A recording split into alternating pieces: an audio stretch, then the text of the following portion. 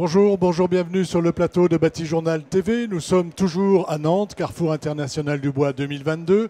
Et avec mes deux invités, nous allons voir une démarche que je trouve très vertueuse et avec laquelle on va aussi parler d'aménagement urbain et d'aménagement urbain en bois. Donc avec moi, pour en parler, Jérémy Coempedge. Je me suis trompé? Comme Gênes. Comme Gênes, excusez-moi. Vous êtes designer à Sans Détour et on va parler de la société Sans Détour avec vous. Et vous êtes associé aussi à la société Sans Détour. À côté de vous, Benjamin Verger, bonjour. Bonjour. Vous êtes gérant de Sans Détour et vous êtes aussi menuisier.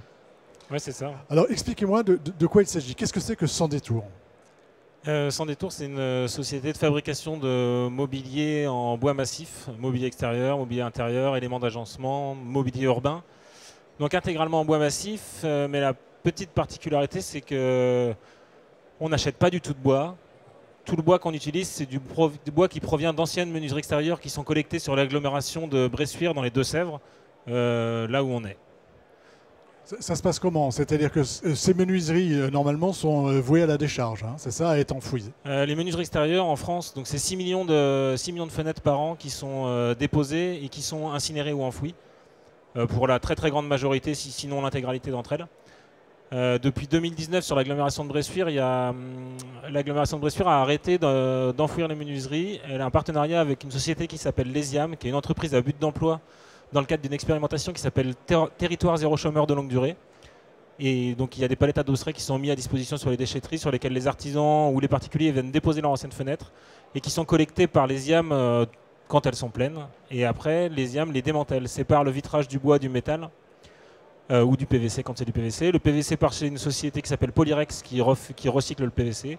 Le métal part en filière classique. Le vitrage part chez Saint-Gobain pour refaire du verre plat. Ça sert de calcin pour refabriquer des flottes. Et le bois nous est livré à nous et on fait du mobilier avec. Donc voilà. Voilà, donc vous récupérez. Mais alors là, pour le coup, votre ressource, vous ne savez pas ce que c'est. Vous prenez ce qui existe. En fait, on récupère que des menuiseries extérieures, portes et fenêtres. Donc elle est quand même assez homogène. Par contre, on a une diversité d'essences dedans. On a une grande majorité de feuillus tropicaux. 70% de notre ressource, c'est ça, parce qu'on est dans l'ouest de la France, près des gros ports d'importation de bois, Nantes, La Rochelle. Après, on a environ 25% de chêne et un peu de résineux, 5% de résineux. C'est des proportions qui seraient probablement différentes si on était basé à Lyon. Voilà, là c'est vraiment parce que vous étiez près de la source tropicale, on va dire. Tout à fait. Une fois que vous avez cette ressource, qu'est-ce que vous en faites? La première étape de notre process, c'est la caractérisation de cette ressource. Donc on tronçonne tous les bouts des portes et fenêtres pour les identifier. Après on regarde à la loupe la structure interne du bois pour déterminer s'il s'agit de chêne, de cypaux, de moabite, bossé, de niangon, méranti. Vous arrivez à chaque fois à les reconnaître, y compris les essences exotiques? Le plus compliqué, c'est les essences tropicales. Donc on s'est formé avec un expert nantais qui s'appelle Paul Corbineau. Et puis quand on ne sait pas, on met de côté et puis on lui emmène de temps en temps les échantillons. Vous avez absolument besoin de savoir. En fait, on a besoin de caractériser l'essence pour savoir quelle essence c'est, pour savoir quelle classe d'emploi elle est. Parce que vu qu'on travaille dans des projets aussi bien intérieurs qu'extérieurs, quand on fait des projets extérieurs, on utilise uniquement des bois de classe d'emploi 3 ou 4 et on exclut les classes 1, 2 qu'on réserve pour nos projets intérieurs. Donc oui, c'est indispensable de faire cette étape-là. Voilà, donc une fois que vous avez identifié l'essence de bois, comment ça se passe? Alors après, l'étape suivante, ça va être une étape de délignage et de corroyage. En gros, on enlève les feuillures à verre et on enlève la peinture pour retrouver des sections carrées ou rectangulaires qui vont servir de base pour nos fabrications après.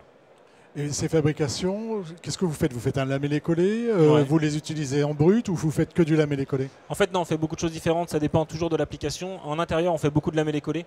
On fait des plans de travail de cuisine, des panneaux lamellé-collés pour faire des tables, pour faire du mobilier en règle générale. Ça peut être des éléments d'agencement, ça peut être des portes de placard, ça peut être ces choses-là. On va faire du lamellé-collé. Là, en ce moment, on est en train de faire des portes intérieures, par exemple. Donc, on fait des lamellé-collés pour faire les chambranles et les panneaux de portes intérieures. Après, on a d'autres techniques en fonction des usages. On fait pas mal de platelage donc pour servir de parement en extérieur, soit mural, soit au sol. On fait un peu des bardages aussi, mais c'est des très petites sections. C'est ça, j'allais dire, vous pouvez aller jusqu'au bardage. Après, le bardage, on réserve vraiment sur des petits projets, petites surfaces, parce que nous, on n'est pas du tout compétitifs. On a vraiment des toutes petites largeurs. faut savoir que nos sections elles varient en largeur entre 40 et 100 maxi. 100 c'est les battants de porte d'entrée, on arrive à tirer 100 dessus sur les gros battants. C'est plutôt 80. C'est le maximum, oui, c'est voilà. Donc, et après, on utilise quand même pas mal la technique du lamellé-collé. Voilà, on a fait un bon tour d'horizon. Ça représente combien, je ne sais pas, est-ce que vous vous amusez à calculer ce que vous avez en volume par rapport à du bois neuf en 2021, on a reçu 50 tonnes. 50 tonnes. 50 tonnes de bois d'ancienne menuiserie extérieure. C'est-à-dire 50 tonnes de bois qui auraient dû partir à la décharge. C'est ça.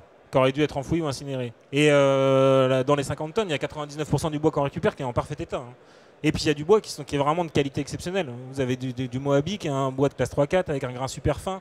Il y a des bois magnifiques, du Nyangon, du vieux chêne. Enfin, nous, on trouve que c'est vraiment un manque de respect pour nos ancêtres et pour les générations à venir que de balancer ce bois-là.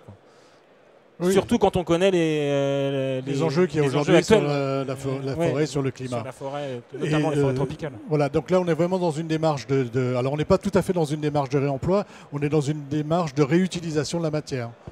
Oui, on parle de surcyclage ou d'upcycling aussi. Voilà. Eh bien, on va voir ce que vous en faites de ce bois. Donc on a vu, vous faites pas mal de choses, intérieur, extérieur, mais là on va se concentrer sur l'extérieur, sur le mobilier urbain. Comment vous utilisez, comment vous saisissez de cette ressource pour fabriquer ce qu'on va voir à l'écran, et puis on s'arrêtera sur 2 projets tout à l'heure. Déjà on part vraiment de la ressource. Et on essaie d'analyser ce que la ressource et ces sections assez petites ont de mieux à offrir. Et l'idée après, c'est de donner un maximum d'usage et de poétique à cette matière un peu réinventée pour donner envie de l'utiliser pendant longtemps. Du coup, par les sections auxquelles on a affaire, ça nous oblige à inventer des modèles un peu spéciaux. Donc ça donne un caractère assez souvent avec des bois ajourés en extérieur. On utilise beaucoup le fait que on ait une variété d'essences. Oui, vous pouvez faire un petit peu ce que vous voulez. Vous pouvez jouer sur la couleur, par exemple. Oui. Donc l'image qui est renvoyée, c'est quelque chose de très métissé, un peu de patchwork, mais on essaye de donner à cette forme quelque chose de quand même avec un dessin assez impactant, un peu événementiel. Souvent, on fait appel à nous pour un mobilier spécifique dans un paysage où il y a un enjeu contextuel, parce que c'est au bord de l'eau, parce que c'est au bout d'un parc, et où tout d'un coup, on veut créer un peu l'événement avec un meuble spécifique, quoi. Et donc, vous vous servez... Alors, vous n'utilisez pas que votre bois, vous l'utilisez, votre bois, mais vous pouvez l'associer à une charpente, à d'autres éléments neufs. Alors oui, on n'est pas du tout contre la mixité des matériaux. Après, c'est vrai que nous, ce qu'on fait le mieux chez Sans Détour, c'est d'utiliser le bois issu d'anciennes fenêtres.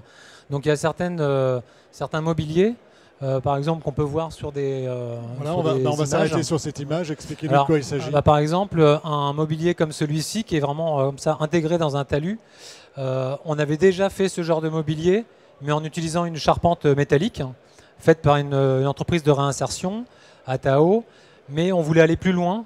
Donc on a travaillé à regarder comment avec notre bois on pouvait fabriquer une poutraison. Donc on s'est mis à faire des poutres en lamellé-collé qui conviennent pour l'extérieur. Donc pour nous c'était une manière d'aller un peu plus loin et de s'affranchir de l'utilisation du métal en utilisant encore plus vertueux sur le plan environnemental. Et puis finalement c'est que du bois, c'est pas plus mal. C'est ça, et d'autant plus que les bois qu'on récupère permettent par la qualité dans le choix des bois de menuiserie, elles permettent de faire des lamellé-collés comme ça de poutraison. Donc on veut continuer à aller plus loin sur la recherche. C'est-à-dire y compris, vous pourriez presque aller sur la structure, on va dire, de bâtiments ou autres avec ce type de lamellé-collé. C'est quand même un peu compliqué parce que c'est vraiment des petites sections.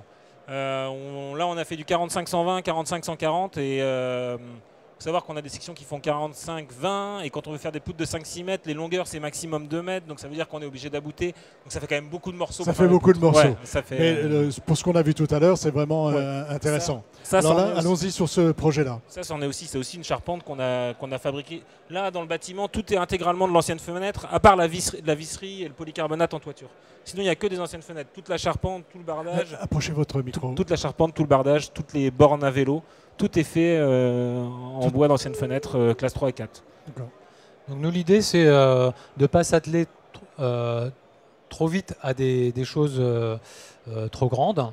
Mais par contre, directement, à travers un programme comme ça d'abri à vélo, et encadré par un bureau d'études structure, donc là c'était Vivier Structure Bois, et sur d'autres opérations on a besoin d'un bureau de contrôle, comme sur l'aire de jeu par exemple, pour l'utilisation du platelage sur une aire de jeu. Quand même on y reviendra tout à l'heure quand on montrera sur le site, parce que oui, il faut que vous répondiez évidemment à tous les aspects réglementaires, c'est ça, quoi qu'il arrive. Donc souvent c'est avec une maîtrise d'ouvrage engagée déjà, et puis en s'entourant de compétences complémentaires aux nôtres, donc un bureau d'études, un bureau de contrôle qui va pouvoir certifier ce qu'on fabrique, et aussi de vite défricher. On s'est donné ce rôle d'ouvrir des voies, de montrer tout ce qu'on peut faire avec ce matériau, et après il faut aller plus loin et puis aller vers de la certification. Donc là on a encore du travail là-dessus. Voilà, mais vous y partez sur la certification, vous y allez? On y va, on va faire des tests structurels des poutraisons bois par exemple. D'accord. Je reviens à votre bois, à ce petit abri à vélo. Donc on voit différentes couleurs de bois, donc j'imagine que vous jouez sur la couleur. Mais en termes d'essence, on a quoi là par exemple? Si vous vous en souvenez. Vous avez du chêne, les plus clairs c'est du chêne. Après vous avez du Sipo, du Moabi, du Bossé et du Sapelli. À peu près là, je crois que j'ai dû faire le tour. Vous avez fait le tour. Donc, ce qui vous permet à vous, designer, de jouer sur les couleurs et de travailler ce petit côté chaleureux. Parce qu'en fait, vu la couleur que ça a, c'est très chaleureux en fait. Là, les essences de bois, en fait, elles suivent la ressource qu'on a. Elle est intégrée dans le projet un peu tout venant. C'est-à-dire qu'on laisse, comme ça vient, un peu aléatoirement les essences. Il y a d'autres modèles sur lesquels on va un petit peu plus choisir des bois clairs à un endroit, d'autres bois rouges à un autre endroit. Là, l'idée, c'est plutôt de travailler sur l'expression de la structure qui se sert au mieux des petites sections avec lesquelles on travaille. Donc le fait, par exemple, d'avoir divisé le poteau en 4 éléments structurels entre lesquels passent les différentes poutraisons, un peu sous une forme un peu japonaise de la structure, ça, on trouve que c'est valorisant par rapport au type de bois et aux sections avec lesquelles on travaille. C'est vraiment la ressource qui a guidé le dessin de cet abri à vélo. Ça aurait peut-être pas été dessiné comme ça sinon. Et en quoi la ressource guide le dessin là pour vous? Sur la taille des sections? C'est beaucoup moins. Pour nous, là, on a fait des sections de 40-40 sur les poteaux, donc c'est des toutes petites sections qu'on a mis par 4. Pour nous, c'est beaucoup plus facile de faire ça plutôt que de faire un gros poteau qui fait 100-100. Par exemple, si on va faire un collage de 100-100, c'est une galère. Ça marche pas. En fabrication, c'est vraiment compliqué, quoi. C'est possible, on peut le faire. Hein. On Ouais. l'a fait pour les bornes là, qui sur des 70-200. Mais si on peut s'affranchir de ça et se limiter, pour nous, c'est plus logique de fabriquer avec ce genre de section. C'est la ressource qui... Ça, je pense, c'est un aspect intéressant du projet de Sans Détour. C'est que finalement, la contrainte du matériau devient un prétexte à de l'innovation et du coup une expression particulière. Et du coup, ça nous pousse à ne pas faire comme dans la recette, mais on est obligé de réinventer. Vous êtes obligé de réinventer parce que Voilà. vous avez une ressource différente. Et c'est ce qu'on peut faire en ayant différents profils dans l'entreprise, avec chacun un peu son cœur de métier, en rapprochant le côté fabrication et le côté dessin, et en faisant se côtoyer dès le début du projet ces deux paramètres. Je pense que ça... Parce que là, sur un projet comme celui-ci, vous faites tout. C'est-à-dire que vous préparez les bois, vous faites le lamellé-collé, vous faites le design, et ensuite, c'est vous qui faites le montage. D'accord. Oui, sur ce projet-là, on a tout fait. Donc, ça commence par une demande d'un client qui nous demande si on fait un abri à vélo. C'est une entreprise privée qui a besoin de ça pour ses collaborateurs, pour son parking. Et l'étincelle RH. Suite à ça, donc on n'en avait jamais fait, donc on dit qu'on n'en fait pas, mais qu'on peut y réfléchir. Jérémy commence à griffonner les trucs, fait une proposition plutôt esquisse. Ça commence à plaire, donc là on fait quelque chose de plus formel, un dessin plus structuré, puis après un devis, puis après on fabrique. Donc on fabrique d'abord tout de lamellé collé. Enfin, d'abord, donc ça veut dire déligner tous les bois, enfin les identifier, comme ce que je vous expliquais Voilà tout à l'heure. Ce que vous avez toutes les expliqué. Vous étapes faites que vous avez tout vues le tout à l'heure. travail de tout à l'heure. Voilà, et après, on a préfabriqué une partie en atelier, et qui a été beaucoup préfabriquée par Pierrick, donc notre troisième associé. Et puis on emmène les pans de murs sur chantier et on les a montés. En fait, on avait les fermes qui étaient déjà montées, puis on a bardé sur chantier. À terme, si c'était à refaire dans nos prochains projets, ce qu'on voudrait faire, c'est avoir des murs avec le bardage posé en atelier, parce que vu que notre ressource elle est très particulière, on a des petites longueurs, on a des défauts qu'on doit enlever à la scie pendulaire sur le chantier. Du coup, on passe un temps fou à poser le bardage. On irait plus vite à l'atelier, et notamment, on peut aussi envoyer des abris à vélo à monter. Si les pans de mur étaient déjà prémontés. Voilà, donc, vous pourriez envoyer quelques. Voilà. Parce qu'après, vous pouvez vous industrialiser peut-être un petit peu plus. Ça, vous voulez partir là-dessus? On a envie de se concentrer sur la fabrication en tout cas. On fait du chantier pour poser ce qu'on fabrique, mais on aime bien aussi fabriquer pour d'autres. Nous, on a plus. L'idée, ce serait de fabriquer pour d'autres, éventuellement des kits prêts à l'emploi, ou alors peut-être après aller plus loin sur des projets dessinés. Oui, tout à fait. Après, du coup, tout ce qu'on a commencé à amener comme réflexion sur le rapport justement entre dessin et matière, et la réflexion sur les outils, on veut que ça puisse profiter à d'autres.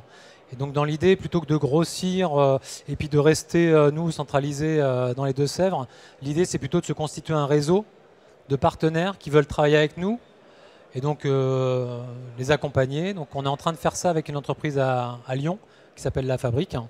Donc ils vont commencer à fabriquer sous le nom de Sans Détour, donc dans l'idée de se servir de toutes ces avancées de dessin et sur les outils. Sur les outils. Et c'est vous qui fournissez la matière dans ces cas-là?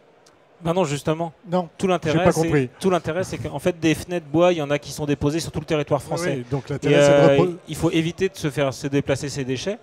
Et s'il pouvait y avoir des unités comme celle de Sans Détour sur tout le territoire français, ben ça permettrait de valoriser une grande quantité de bois. Donc ce qui va être fait à Lyon, ça va être fait avec les menuiseries extérieures déposées sur l'agglomération lyonnaise. D'accord. Mais avec nos dessins, notre expertise, notre accompagnement.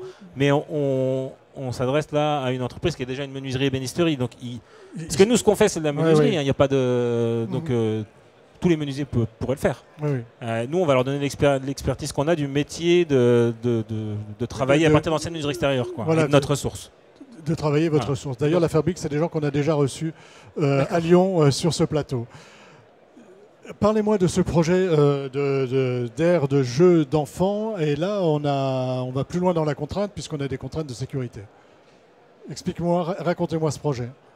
Donc c'est un projet qui se situe à La Haye-Foissière, en bord de Sèvres nantaise, qui a été réalisé dans le cadre du voyage à Nantes, donc le voyage dans le vignoble, développé à partir du voyage à Nantes. Et nous, sur ce projet, ce qui était très intéressant, c'est qu'on poussait le bouchon un peu plus loin, après avoir fait sur place une réhabilitation d'un petit bâtiment, des mobiliers roulants pour les food trucks, et puis des mobiliers en bord de Sèvres. Là, l'idée, c'était de se coller à la contrainte réglementaire de l'aire de jeu, qui est spécialement contraignante. C'est vrai que des aires de jeu en bois, déjà, on en voit assez peu. Souvent, on rencontre du matériau métal ou plastique ou composite. Et là, du coup, on a assuré une maîtrise d'œuvre de l'opération avec cette affinité qu'ont nos mobiliers avec le contexte naturel, disons, cette poétique des formes proposées. Et ensuite, il y a évidemment d'autres entreprises qui sont intervenues sur le chantier, donc notamment un charpentier, Guérin-Brémaud, un spécialiste des jeux, PSO, un maçon, Hortus. Donc en fait, il y avait une division par lot, et nous, on est réintervenus sur le projet en tant que poseur du platelage en bois surcyclé. Le platelage, donc, qui vient de chez vous et qui, pareil, est en bois exotique, a priori. Les mêmes essences que pour... C'est les mêmes essences que tout à l'heure. Donc là, on est sur une charpente bois classique, on va dire, et puis ensuite, on vient mettre le platelage. C'est quoi les contraintes en termes de sécurité quand vous mettez un platelage où les enfants vont jouer? Il y a tout un tas de contraintes différentes, dimensionnelles, liées au coincement, liées à la chute. Donc il y a des questions de capacité du sol à recevoir certaines chutes. Donc l'idée d'une aire de jeu, c'est bien d'encourager l'enfant à expérimenter, donc il n'y a pas de risque zéro, mais l'enfant évite de se blesser parce qu'il est conscient des risques qu'il est en train de prendre sur l'aire de jeu. Donc nous, ce thème, il nous intéresse spécialement, que des enfants côtoient ce matériau et comme ça soient dans une aire de jeu qui rime avec la nature. D'ailleurs, sur le projet, à la mairie, il y avait un petit comité des enfants de la commune à qui on a soumis tout au long du projet les phases d'études. Et donc, ils sont emparés également de la conception avec nous. Et donc, voilà, ce qu'on trouve intéressant sur un projet comme ça, c'est de proposer, par les formes inspirées de notre matériau, des choses assez libres et abstraites, plutôt que de proposer une forme comme un bateau, un dragon. Voilà. Oui. En fait, c'est pour stimuler l'imagination des enfants qui vont jouer dans cette aire de jeu. C'est une des autres particularités, au-delà de l'utilisation du matériau, c'est du fait qu'elle ne soit pas du tout figurative, quoi. Et qu'on a voulu quelque chose qui s'intègre dans le paysage, qui soit aussi pour le spectateur ou la personne adulte, par exemple, que ce ne soit pas comme une verrue, quoi. Oui, que ce soit bien intégré, et que ça s'intègre bien dans le paysage. Avec le bois, ça s'intègre toujours mieux dans le paysage, quel que soit le bois. Une question, est-ce que vous informez, est-ce que les gens qui viennent sur cette aire de jeu sont informés du matériau qui a été utilisé? Oui, il y a un petit, il y a un panneau qui a été fait par le service communication du voyage à Nantes et de la Foissière au début de l'aire de jeu, qui indique les tranches d'âge d'utilisation de l'aire de jeu et les spécificités de cette aire de jeu et de la provenance du matériau pour la fabrication. Ouais. C'est vrai qu'assez systématiquement sur les projets qu'on nous demande, ça va souvent avec un petit cartel qui met en valeur le fait d'avoir utilisé ce matériau de réemploi. Parce qu'évidemment, c'est vrai qu'il y a beaucoup de travail à la source pour transformer la matière. Ça a un coût. Et du coup, c'est vrai aussi que pour des mairies, c'est une manière de montrer leur engagement que d'avoir un petit peu de communication signalétique. Notre démarche, elle est politique de toute façon, donc oui, c'est évident. Oui, c'est important de le montrer. Et après, oui, certaines fois, on nous reproche justement le fait qu'on ne le voit pas suffisamment, que c'est issu du recyclage, parce que nous, on les... C'est trop neuf, c'est trop beau. Bah voilà, nous, on les revalorise, quoi. Donc c'est vrai que si on n'a pas un œil qui permet de repérer les trous de vis ou les mortaises, bon, ça se voit, moi je trouve, mais bon, des gens qui nous disent que ça ne se voit pas assez. Je pense que ce sera votre mot de la fin. D'accord. Peut-être juste pour dire que nous, on pense que ce qui est intéressant dans toute cette démarche à la croisée entre fabrication et design, c'est de sortir de l'image qu'on peut avoir parfois du réemploi lié à une sous-utilisation de la matière, mais vraiment d'aller vers des designs attrayants, attractifs, surprenants, qui donnent envie de vraiment que ça reparte pour un tour. Voilà, c'est ça vraiment repart sur un tour et en plus c'est beau. C'est beau et du coup on a envie de l'entretenir et d'en prendre soin. Ouais. Merci messieurs, merci d'être venus sur le plateau de Bâti Journal TV, donc nous parler de cette démarche, démarche sans détour, démarche vertueuse sur les réemplois des menuiseries bois. Merci à vous, une émission à retrouver sur notre site et comme toutes les émissions évidemment que nous enregistrons ici, donc notre site Bâti Journal TV, sur les sites de nos partenaires que sont le Carrefour International du Bois et bien sûr France Bois Forêt. Merci à vous. Merci beaucoup.